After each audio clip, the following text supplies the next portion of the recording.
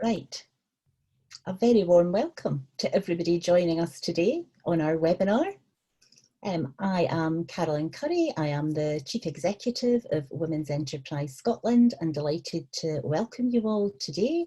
We're joined today by our host, Clare English, who I am delighted is going to host this webinar and the rest of the webinars in our first series for the Women's Business Centre.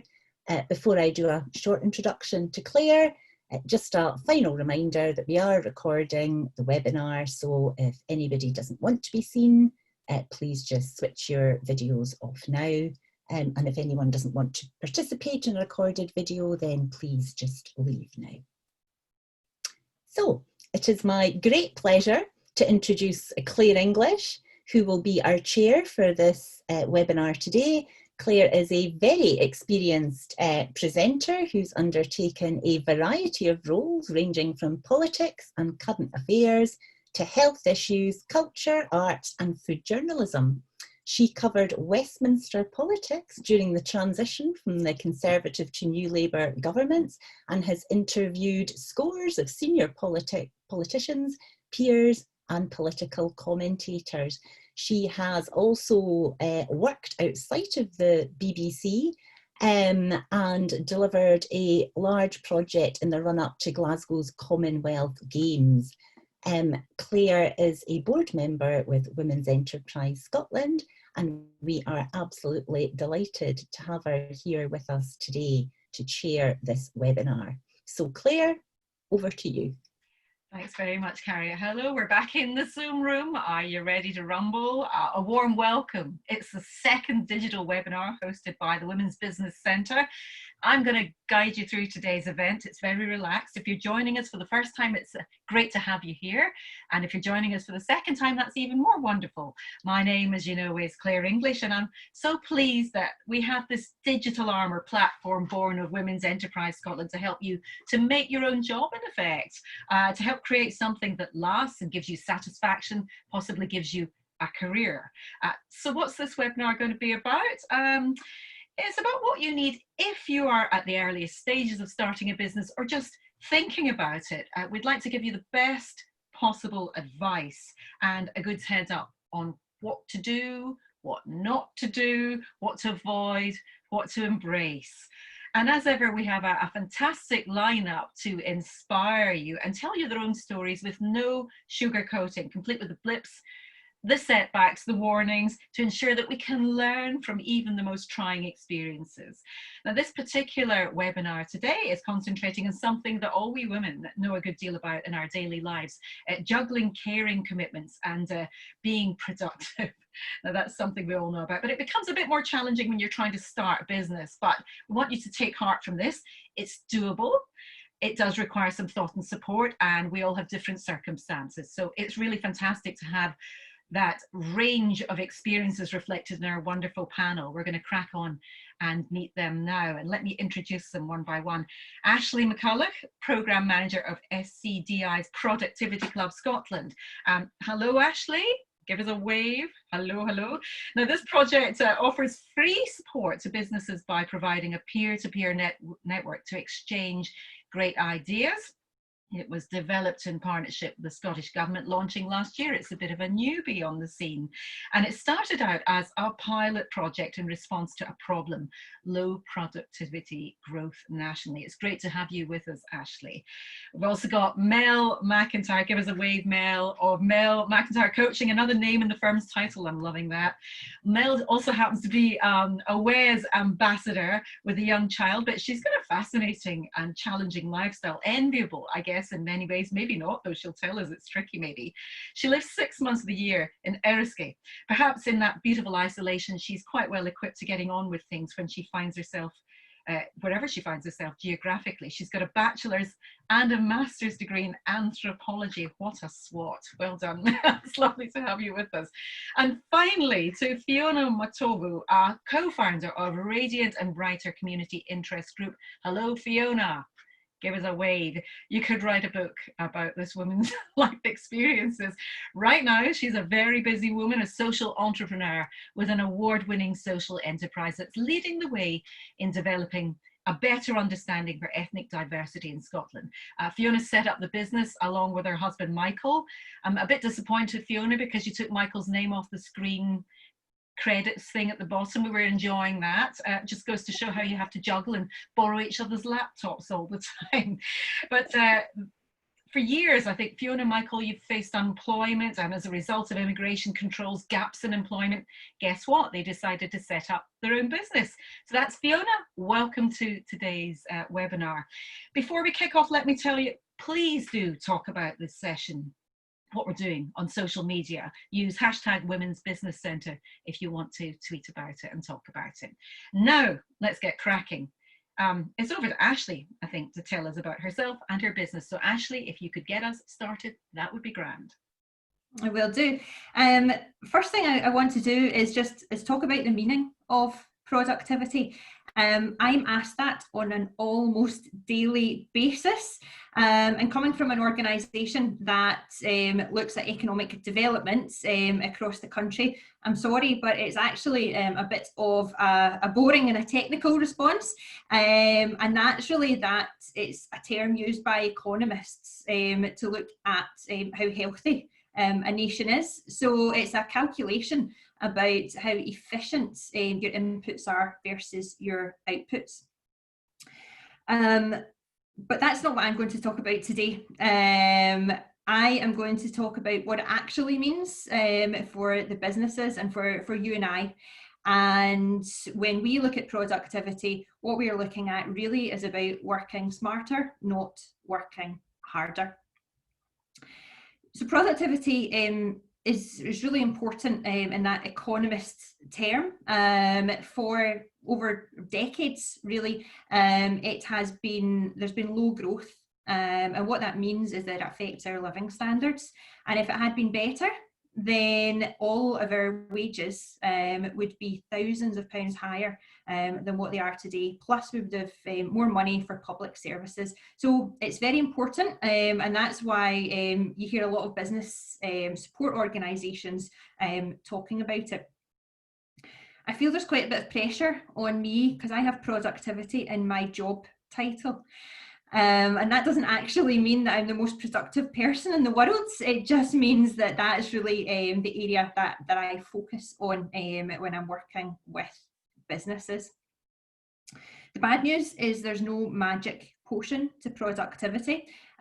Different things work for different people. But what I'm going to talk about is just 4 key themes that we look at in terms of the Productivity Club, and we ask people to talk about their experiences on, and a bit of just backed up by some of the research and examples that we've been given. So the first point I'd really like to make is that productivity is intrinsically linked to well-being, and that's in a positive way. So countries across the world who have better productivity than Scotland and the UK as a whole also rank very highly on well-being scores too. So actually, if you can increase your well-being, the chances are you will be more productive when you are working. So what I would like to encourage you to do if you are looking to be productive is make sure that you are looking after yourself and the people that you work with. So certainly schedule in breaks, make sure that you're active, make sure that you're not working those long hours. I have a child myself, and I know that I do have to switch off and be able to spend time with them, and that's actually good to get away from work and to be able to have some more creative and thinking time. And just a bit of research on that one, there's a famous study that has shown that judges are more likely to grant parole after they've had a break. So they're actually kinder when they don't have decision fatigue, it's called. So just think about that when you're working those long hours. Take a break, because actually your decision making will be better when you return. The next one is get digital. I think what lockdown has shown us is that we can do things digitally, and actually sometimes we can do things better. We can save time and we can get better results by doing things digitally. back in January, I had a session with 20 different business leaders, and I asked them to tell us about their productivity tip, hint, or tool. And 90% of them responded with an app or a digital piece of software, because they felt that that's what helped them increase their productivity. And there's a huge number of apps out there. I've given a list over of the feedback that I received, certainly recommendations from wonderful business leaders that we work with. But some of those include Mural, Trello, Rescue Time, Asana, Workflowly, Tandem, Retro, Slack, and Meet Zippy. But certainly I think we'll have a full list of those that will be available after the webinar. It's also worth mentioning that the government have just announced extra funding for the Digital Boost programme, which is free. It's free for businesses, and there's a range of tools that you can use. So go on, have a look at what Digital Boost are offering and start to invest in your own digital skills. There's also other resources. So Open Learn by the Open University, again, is free and has a number of skills and courses available. And also it might be worth looking at Scotland's Tech Army because they are a network of technical specialists who have potentially been furloughed or made redundant, and they're looking for very quick projects that they can go in and help people with, whether it's charities or small businesses. So I'd encourage you to have a look at some of those resources and help you on your digital journey, because it's certainly, from the people that I speak to, one of the top productivity messages. The third one is collaboration. When we started the club, we asked people, what's your biggest struggle in terms of productivity? And over 60% of people have responded to say that their biggest challenge is good networking and collaboration opportunities. So there's a huge willingness out there for people to want to work together. The research shows that you're more likely to learn from people who are in the same position as you. So I would actively encourage you to try and find a network of support and businesses of people who are starting their businesses or have been through that journey, who can actually tell you about their experiences, their opinions, what they did wrong, what they did right, and what works for them. The good news is, looks like you're already doing that. So Women's Business Centre, Women's Enterprise Scotland, Productivity Club. Obviously I would encourage you to look at all three, but there are far more business networks out there. But take the opportunity to provide your experience to other people, but also learn from the experience of others. Because that's been hugely valuable, and we're starting to see case studies now of people who've come along, met other business leaders, done something different, and are starting to see some real results within their business. And it might just be a very small change, but it's making a big difference. And the last point I want to come to quickly, because I'm conscious of the time, is there was a business leader that I've worked with recently who is the CEO of a business who's been around for 200 years. They've been through 2 world wars, the Industrial Revolution, floods, and when I asked them, their key point was an obsession with innovation, an obsession with doing something new and looking on a daily basis at every task that they do and questioning themselves on, is this the best way to do it? Can we do it better? Is there someone who could do it better than me? Is there a virtual assistant? Is there an organisation I could collaborate with? Think every time that you're doing something, is something the best use of your time, or is there a better way to do it? Not, is there an AI package that I could get to do that, but what's different for you, and what would that small change be that could make a big difference to your life? There's lots of different examples that I could go through, but I'm going to stop there. I know some of the other speakers will go into some more detail with some more examples around some of those themes. Blimey, Ashleigh, you could just do about an hour on this. It's absolutely fascinating, and I'm seeing loads of amazing input here. Lynn Cadenhead from Wes, love that decision about fatigue, having a break. Absolutely refresh the brain. A lot of people really interested in all these apps. Podio, Asana coming up from people, and Sandra Ben saying, wow, how the world's moved quickly. Haven't heard of most of those apps. Looking forward to researching them. A few things stood out for me there. Yeah, I love the idea of well-being being linked and actually proven to link to increased productivity and working better.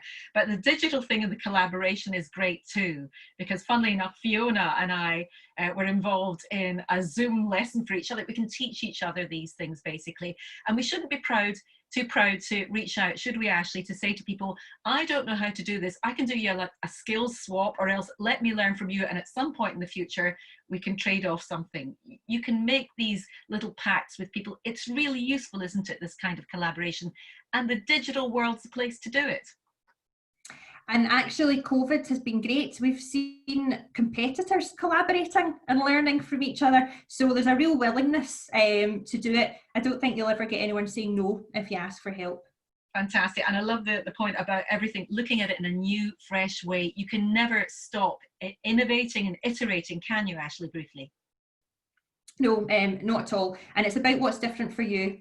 It's not about what's the latest thing out there. It's what the change you could make. And we've all done it. We've all probably went to mother and child groups and learned from each other on different tools and techniques to sleeping, feeding, etc.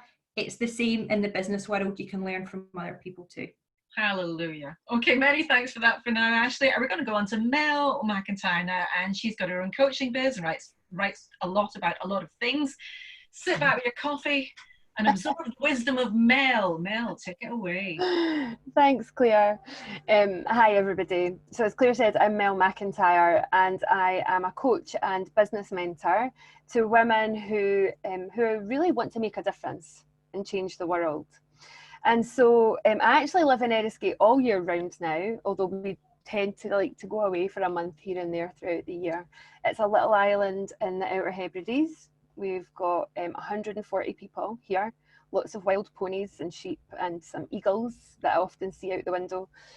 So I run my business remotely. I have clients all over the world, predominantly in the US and Canada and the UK, but some kind of in other places as well. So I'm going to start by sharing my definition of productivity, because I think it was great that Ashleigh started with that, and talk to you about where that definition comes from. And give you a little bit of a whistle-stop tour through the challenges that I've faced as a business owner and a woman who's had different types of caring commitments over the last 5 or 6 years since I set my business up. If you have any questions, type them in the chat and I'll absolutely do what I can to answer them as well, okay? So what is productivity? It's not about how busy you are. Productivity, as I define it, and as defined by the High Performance Institute, and I'll talk to you about that in a second, is thinking about, are you producing results in service of your legacy? Now, when you look at productivity from that perspective, that's very different to how busy are you? Because so often we're caught up in the busy work and all the plates spinning and the feelings of overwhelm and anxiety and procrastination. I'm a reforming procrastinator, and a lot of my clients are as well. So, you know, if that's something that resonates with you, please do tell me about that, and I'll make sure that I share some tools around that. But really it's thinking about, how do you ensure that each day you're taking, even if it's the tiniest, babyest step, one step closer to the vision and the purpose and the mission that really matters to you in your business. So Lucinda says, I'm so good at procrastination, if only there was an award for that. I'm sure you're not the only one that feels like that. Great, okay, so we'll look at the strategies that I'm going to share with a particular procrastination angle then, okay? So 6 years ago, I was working in the corporate world. I was successful, in inverted commas, and I was utterly miserable. And there was many things going on in my life which kind of created an opportunity for me to, that's a really nice way of saying I had a breakdown, because that's what happened. I had a burnout and a breakdown. My mental health was through the floor, my physical health, and I was only 36. And I knew I wanted to have a family, and I knew I didn't want to be working 12-hour days. My dad was really ill at the time. I was taking care of him while he had chemotherapy. He was living with me, and we lived in Edinburgh. And so I ripped up my life and kind of walked away from it all, my life as I knew it, and I started all over again. And I took some time out to think, what do I really want to do? And I knew that I needed to help people. I knew I needed to be of service to others in a way that felt really meaningful to me, that I could feel that I was making a tangible difference in the world, because I tried to do that in the corporate world, and I just kind of kept bumping up against, frameworks and structures where that wasn't really what was valued. It was very much about profitability and being seen to do the right thing, but that wasn't always what I believed to be the right thing. So I went to study in California with the High Performance Institute, and I knew I wanted to be a coach. I'd always been a coach. I knew I wanted to have my own coaching business. And what was really interesting about studying with them was the guy who set up the High Performance Institute, Brendan Burchard, he'd spent 15 years studying what do the world's most successful people do differently. And it's the successful people who aren't burnt out, who still have meaningful relationships in their life and get to spend and have their health, right? And get to spend time with their family. What's the secret? What is it about them? What do they do that's different that allows them to have it all and also be happy? Because so often we see success come at the expense of happiness, right?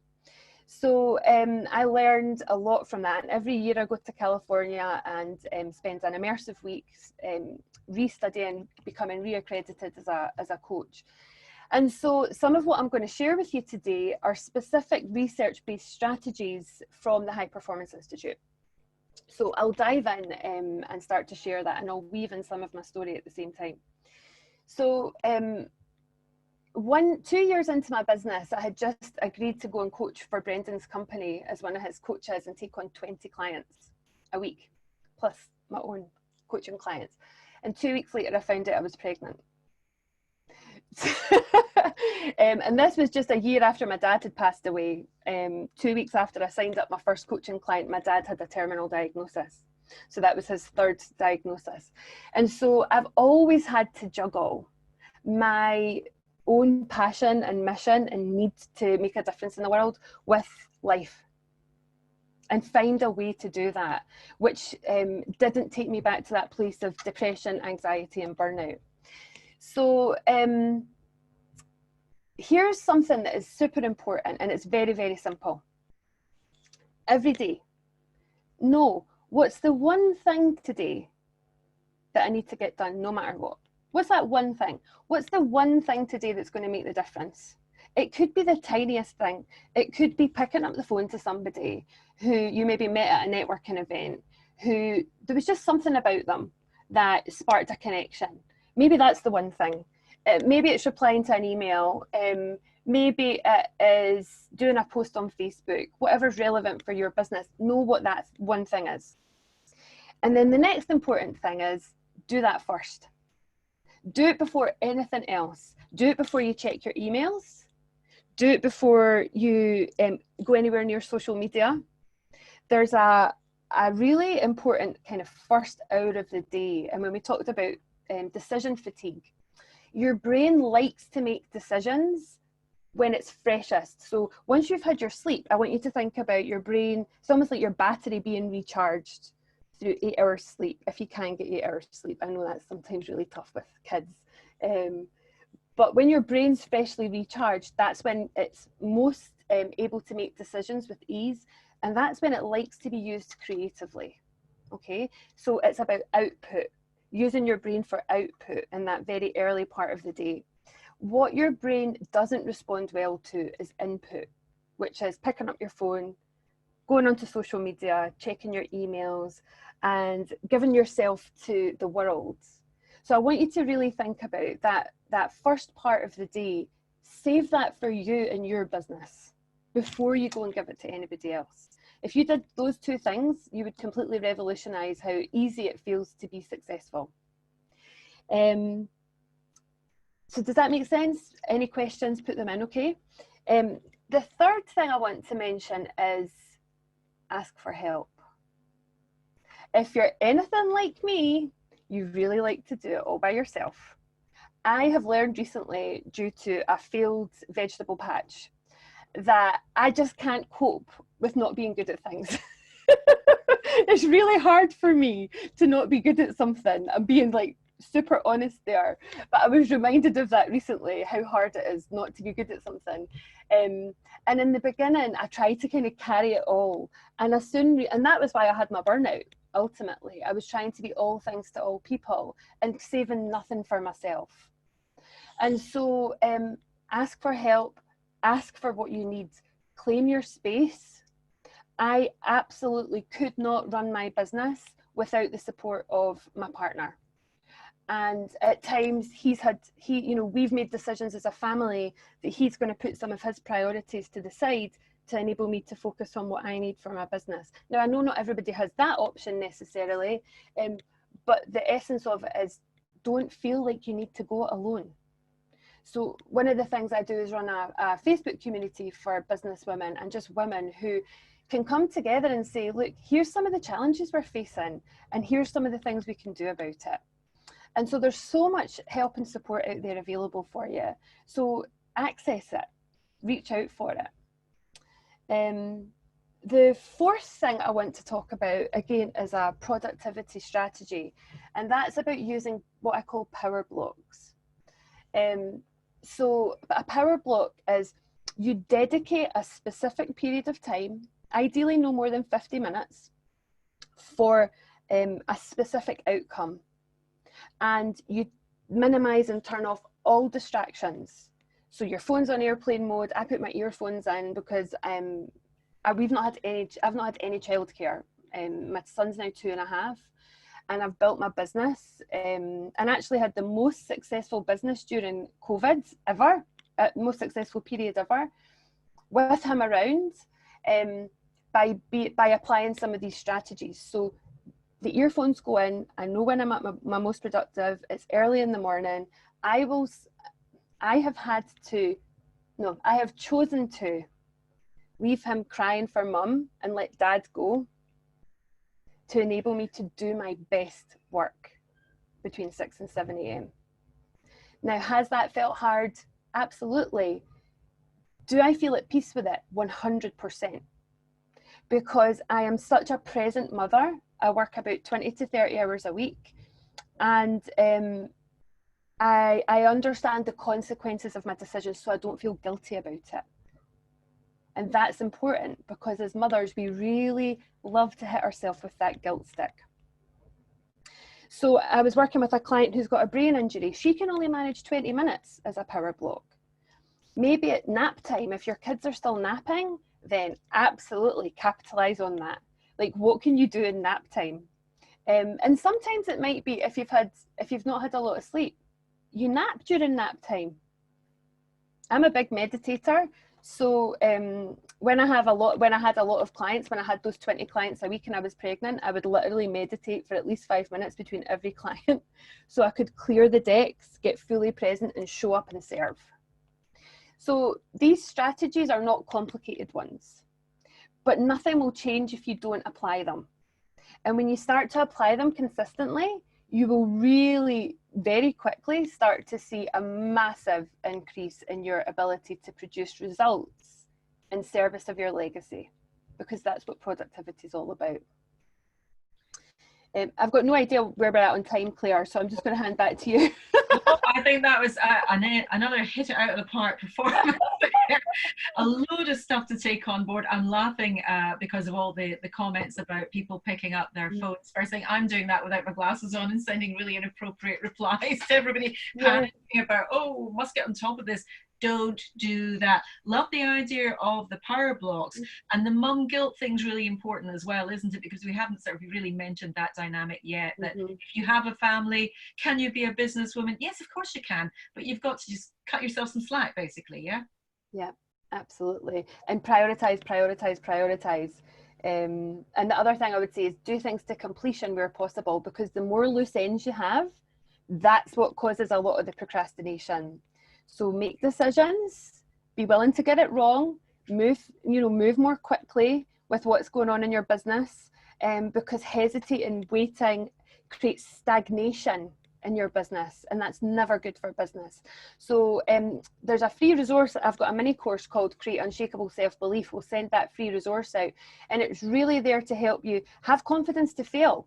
The biggest failures have been my biggest gifts. I've learned so much from them. And when you take the sting out of failure, in Silicon Valley, they have failure parties.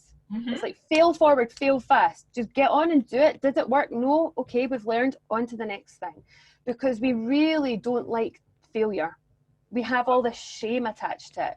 And, well, we'll get onto that later, because what I'm going to do is, before we open up the discussion to other people, I want you all to tell us about your cock-ups, which is great, and it will be very leveling. But for now, Mel, I'm going to say thank you so much. It's Pheona's turn. Your experience, Pheona, is going to be quite different from the previous two. I know a little bit about you. I reckon you've worked out a way to do this juggling career and family malarkey quite well. You might tell me differently now, but over to you, Pheona. Worked it out. Who's worked it out? Hands up. Right, Carrie there has worked it out. We'll go to her next.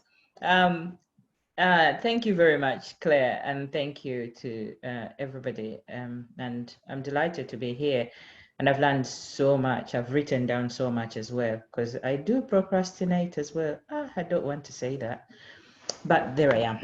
Anyway, our work, and I think when we're talking about productivity, that's really, for me, I was thinking about it and thinking how everybody has a different definition to it, but yet it all comes down to pretty much the same thing. And I suppose I should acknowledge that that is what it means to have diversity, and there is proper diversity of thought, not the diversity of thought. But coming from my background, I should say I've lived in the UK for 23 years now. I think it's 23 years now. So I've had all my adult life in the UK. But I moved from Uganda, where I now know that I lived a completely different life, because I hadn't ever worked before. I went to the best schools, and I've only come to start acknowledging that now, because when you come from a different country, and you come from a country that is considered to be poor, and you come from Uganda, and you get into a country where immigration is seen as a bad thing, perceived, written about, you internalize that, and the next thing you know, you see yourself as the box in which you have been placed, which is you are here to take, you don't belong, you have no value, you have no worth. And shockingly, I internalized that. It wasn't the first time I was thinking that way, but it just hammered it down. And for a good part of 10 years living in the UK, I just got on with life. Talking about productivity, I think the first 10 years in the UK were probably the most unproductive years in my life. I don't know what I did. I studied, I earned money, I was single, I had no children. I had accommodation, everything seemed rosy, but actually I can't quite put anything on the table that this is what I got out of it. And in that period, I lived in London, and I know London like the back of my hands. Literally, I lived everywhere in London. If you've lived in London before, you know when you're single, you move like every year, every 6 months, you move. And then we moved to Scotland in 2007. after our visa had gone wrong and we had to make an application that was denied 3 times. We were asked to leave the country immediately, to leave in 10 days, to leave as soon as we can. And I remember one of the things that I want to talk about is, as we talk about productivity, it's really important that we think about ourselves individually, we think about the community, and we think about the societal productivity. And I like what Mel said there about serving. We are really in service of each other. And it's really important that we don't look at ourselves completely as an island. And I know the UK is an island, and sometimes it can get into our minds and we think we're an island as individuals and as a society and as British people. But we need each other. We need to belong. We need to be part of a society that is making progress. And in 2007, I had 3 children. I had 2 children. I was pregnant with our 3rd child.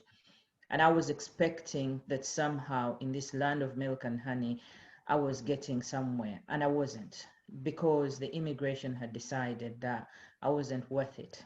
And so I remember we spent 5 years trying to belong, trying to be heard, and trying to be understood. But those were the most challenging years of my life, the most enlightening and the most educational. And we spent years volunteering because we couldn't work, because we're not allowed to.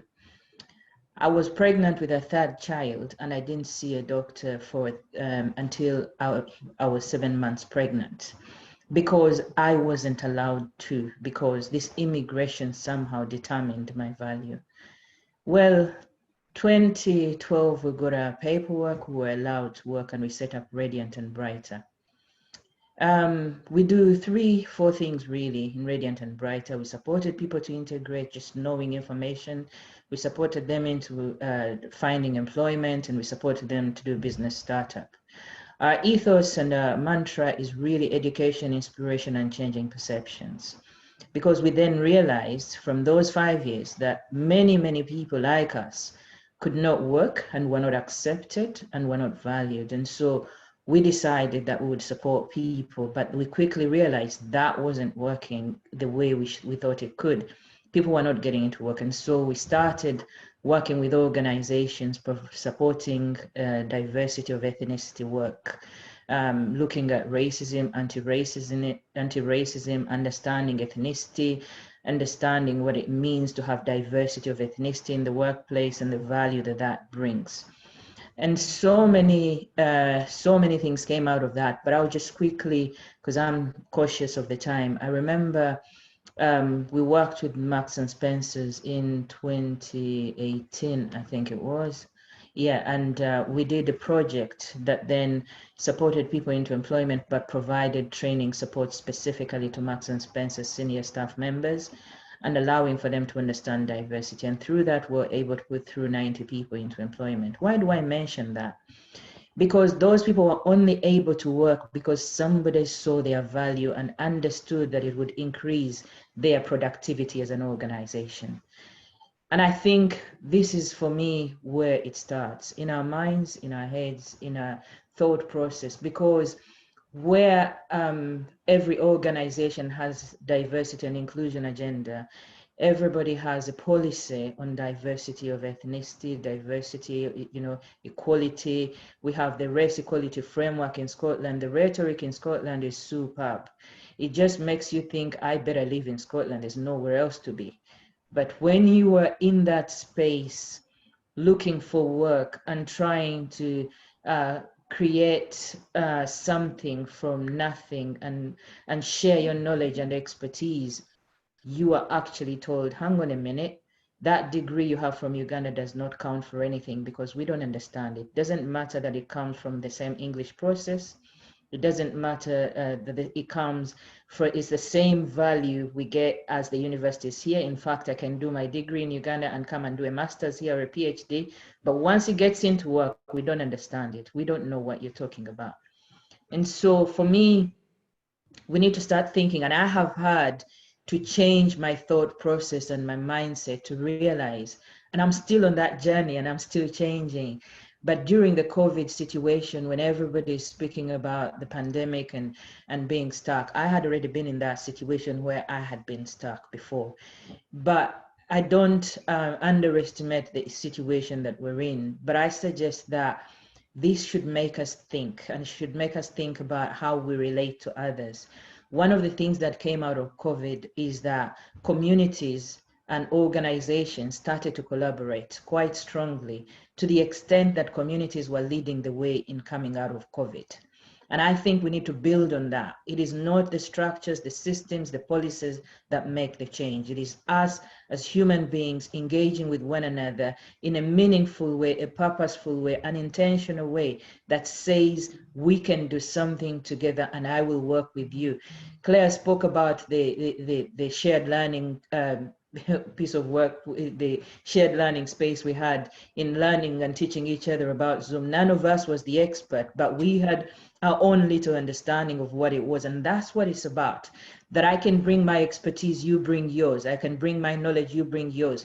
And we learn together. And we do that even in our house. We had to do that because once we were all shut down, all we were left with was us as a family. So we got our children to start getting on the digital media, doing the, our youngest who's 12 is now doing our YouTube clips. So please, when you're watching them, bear in mind our 12-year-old is doing that. So when you send messages, you encourage him.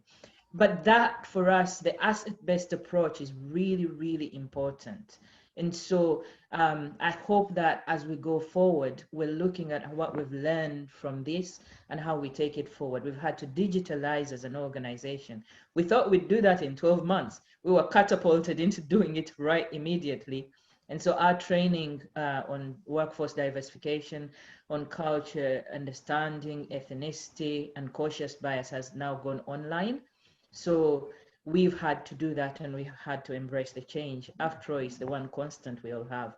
So I will just finish off by saying that one last thing, and it's a quote, it's an African quote that says, if you kill time, you waste opportunity. Now is the time. Let's not kill it, let's use it, and let's take the opportunity that we have. Pheona, you're the queen of opportunity taking and not wasting time. We get some lovely comments about your story being so powerful. Also, Wes' comment here, research shows diversity drives radical step change innovation. Innovation powers productivity. And I love your observation that no woman or man is an island. And this connecting up is going to be key. And I'm sorry to rush you, but I want to make sure that everybody gets a chance to put some questions. There's so many lovely comments coming in. But before we do that, I'm going to actively encourage you all out there to put your questions, not be shy and not think there's a dumb question. There just isn't. We'd love you to start putting some ideas into the chat box for questions. And while they're doing that, guys on the panel, maybe I'll start with you, Ashleigh, and find out what was the biggest mistake you made very briefly and what did you learn from it? And we're going to have to keep this fairly whizzing along. So if you can do that, Ashleigh, tell us what your biggest cock up was and what you learned from it. I think my biggest cock up is being a control freak. And I've had to try and relinquish control over things, but feeling as though I have to be involved and have to control everything. And that led, I think, to just having to be involved in everything. It took away my time. It meant I was trying to spin too many plates, and I still struggle with it. Whereas giving people responsibility, control, taking it out to other people and using their expertise, that's my biggest and continuing failure. Well, thank you. I think that's one that's probably striking a chord with a lot of people. Mel, what about you briefly? Yeah, I think in a similar vein, it's it's wasting time over perfecting. It's that the 20%, like I always say now, 80% is good enough, like 70% is good enough to just get things out there. As a business owner, you have to produce. And we can often spend time working on the back end of the business, trying to tinker and perfect, because we don't have that confidence to go out and just do what's necessary to create new business and bring in clients and cash flow. So I think it's spending more time on the back end of the business in the early years, rather than just picking up the phone, building relationships, putting yourself out there, becoming more visible, and using your time in a more efficient way to increase the profit in your business. Because that's why you're there, right? You're there to earn money to support your family and have a wonderful lifestyle. Okay, Pheona, very briefly as well. I think one of my biggest mistakes was giving other people control over what I thought I wasn't as good in or an expert in, and I'm not talking about areas where you know your weakness. I'm talking about areas where you are in a room and you know you hold the expertise in that area or in that something, and then you assume that other people probably know more than you, and then you suddenly realize they are leading you the wrong way. And this is very much to do with us as an organization. You know, when you don't have the confidence, sometimes you think that bringing in other people, they're going to perhaps direct you the right way, and sometimes they don't know as much as you do in that area, and then suddenly it goes the wrong way and you think, oh my goodness, I knew that shouldn't have gone that way, but you somehow thought they were better. I think that's one of my biggest mistakes, and I'm still learning. No, I think we can all put our hands up and say the same thing to that. Isabel's saying, does anyone have trouble saying no? How do you overcome that when you need to? I shall ask the coach first. Mel, very briefly. We'll try and get through as many as we can. Sorry, I'm cantering through these. How do you say no? I just quickly typed in. So we all know when yes comes out our mouth, but our body is screaming no. Right? We all know it.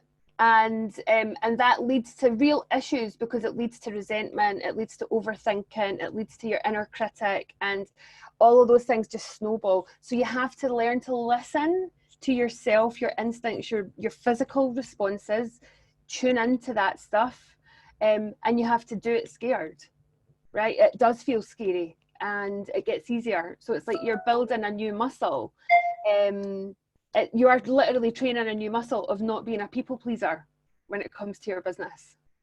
That sounds like sound advice. I got one here. Digitizing services often talked about. We've discussed that, and the COVID opportunity as a means to increasing efficiency and productivity. What was the reality of digitizing services for you, Ashleigh? I mean, you've been doing this for a while. I mean, what's it like to actually have to do it? It's one thing thinking about it. It's another thing making it happen. I went to my scared place, as Mel said, and I just did it. There was no other opportunity. We had some experience with Microsoft Teams. The business were adamant that we were using Microsoft Teams, so there wasn't really an option to use anything else. So it was bringing in as many people as I possibly could to help me test it. And in 3 weeks, we went out and digitized our service. We've changed it though since then, and we've started to refine it and do things slightly differently. But the reality is, looking back, don't know why we didn't do it sooner. And there's a lesson there. I think that if there's something you want to do, actually just go and do it, because that procrastination is only going to stop you achieving. I think probably, yeah, Pheona would probably concur with that. But I've got another one here from Kathleen McAdams. I'll stick to you, Pheona. As a mum, I find it hard to put myself and my business first. I'll often cancel events to do runs to football and make sure dinner's made. It sounds quite pathetic as I write it here. It's not pathetic, it's general. Any advice, Pheona? Mother of three. Advice? Do you know what? I think you are living in my house, because that is exactly me. I'll put anything down. I remember one time being called. I think I was being called. I was going to a meeting, a very important meeting, and I got a call from the school, and our son had chipped his tooth. Do you know? I could barely drive, and then I just parked and told Mike, I work with my husband, and I said, "You go. I'm not going anywhere." And I just went to the school, and the meeting was way out of the window. And my husband is great, but he also thinks slightly differently, because he's like, we need to think through this. And I'm thinking, no, I'm not thinking through anything. I'm done. And so I'm that person as well. My children absolutely come first, and I unashamedly do that. So the only thing that I do is say, like when COVID had just started, I remember just working, and the children said, but there's really no point you being at home. And so there's that kind of reminder. But what I then did, I decided after I'd just worked, I realized I'd been going. And I don't even like going all the time, but I decided I'm going to take a break. And so I told everybody, see anybody I talked to on the phone, I'm taking a break in a week's time. I'm taking a break in 2 weeks' time. I kept going at it so that my husband would also know I am taking a break because we work together. And I kept saying it to the children that keep me accountable. And I actually took a week off the laptop. I could not believe it. But I think what I do is communicate to the children. I tell them everything I'm doing. Literally, they know the meetings. When I was going to meet up with Claire, they're like, "Who's Claire?" I said, "Well, you don't know her. Okay, what does she do?" I just keep them informed with everything. And that way, they are part of the team. They are part of the deal. We're doing this together. When I've finished, I'll come back to you. And I have 3 teenagers who have schoolwork. So we just do it all together. I think that's the key. Sorry, very briefly, Mel, you wanted to jump in there. Oh, well, I've been typing, so it's not to interrupt. But, you know, the imposter syndrome thing's coming up, the doubt in yourself, the guilt. You have to connect with the fact that you're here, you're a good person, and you're here to do great work in the world. And the world needs you now more than ever to get out of your own way and step up and go and shine your light. It's never needed us more. And so don't buy into that crap, right, that we feed ourselves. Reach out to other like-minded women, become part of communities, don't do it alone. Everything that people are experiencing, we all experience it. It's part of all of our journeys. It doesn't matter how successful you are or you perceive somebody to be. It's inevitable. It's part of the deal that this stuff will come up when you reach higher. So learn how to work with it rather than push against it. I know that, and there's lots of ways you can do that. So yeah, I hope that helps. Useful. Now, Ashleigh, I wanted to ask you about something that Mel talks about, the power blocks, and that's got a bit of traction on the chat as well. Do you work in blocks? And here's an admission. There's no way I'm going to be doing a power block at 6 or 7 in the morning. It's not happening. Do we have to do it early, and do you do it at all, Ashleigh? And then I'll come back to you maybe. Ashleigh. I work early. I'm an early riser. I get up and do it when there's peace and quiet. I have a 5-year-old, and a very energetic 5-year-old, and my husband went back to work halfway through furlough, so it was the only way for me to do it. In terms of power blocks, in my diary, and I know that there's some research from McKinsey of this as well, is I actually schedule in my breaks, not my working time. No one has to tell me to work harder, but people have to tell me to take breaks. So I schedule that into my diary. I also try and be kind to myself. When I schedule time in my diary, and again, there's some research about this, is we're not realistic about how long it takes to actually do things. So that can lead to guilt, it can lead to stress, it can lead to lots of different things. So try and be that voice of actually, okay, you've blocked out this time in your diary to do this, but the 5-year-old's just jumped off the coffee table and we think he maybe broke his leg, or I've not quite got to that. Be kind to yourself, and then if you have to reprioritize, then do that. But it is still important to take those breaks and also use those distractions as a moment to pause and think if you're really working on the thing you should be working on. Like Mel said, it's quite easy to suddenly be on social media, and that's important work for me because I need to see what other people are doing, but actually there's a list there. So take that time to reflect on, okay, you're now okay, you've got your Calpol, we're all good, let's get back to the thing that I need to be working on and getting to. Lovely stuff. Now, I'm just reading these as well. Sorry to be so rude. I keep squinting around, but I'm just curious to see what's going on in the chat. Sandra Ben, I colour code my diary green for me. Social time. Oh, that's nice. I know to add more if there's not enough green in my week to view calendar. That sounds like a really sensible thing to do. Pheona, would you do something like that? Or is that like a dream? That sounds like a super good idea. I don't know whether Oh, look, yeah, she's holding it up. Oh, wow. Excellent, Sandra. She's proving it. She's proving it. But it does sound like a super good idea. But what was, very, very briefly, we're running out of time now. In about 10 seconds, what do you do to relax and step away from the business side of your brain? Mel? Walk, beach, paddleboard, cuddles, meditate, music. All sounds good. Pheona, what do you do?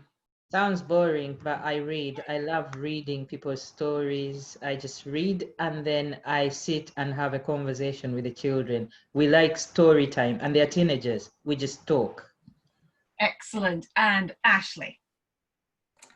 Exercise and get outside. Absolutely, get that time. Well, listen, it's been the second WBC webinar. We hope you've enjoyed it. The Women's Business Centre is the news part of Women's Enterprise Scotland. The intention is to flex our digital muscles to help make sure that you make some informed and inspired ideas. We know it's a really big step deciding to start your own business. We hope we've given you some inspiration, some perspective today, some huge amount of tips going on in that chat box. We'll make sure they get to you. Do read that chat box and we'll make sure the information gets to you. Make your own job, take control of your own destiny. You can do it. Give it a go now. You have the support of the Women's Business Centre and the whole community. So the advice we're given today, the case studies of the three speakers have given you a lot of food for thought.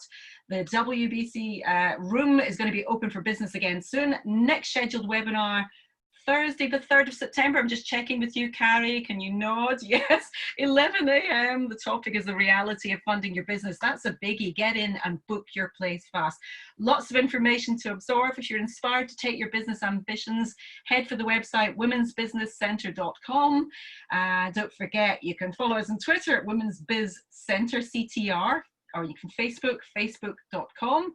Just search for Women's Business Centre there. And if Instagram is your thing, at Women's Business Centre is where you want to be looking. If you didn't catch today's webinar from the outset or want to revisit it, we're going to be posting on YouTube in due course. Keep your eyes peeled. We hope you've given it a big old nudge today. Get on with it. Do it. See you early September. Thank you to the wonderful panel. You were marvellous.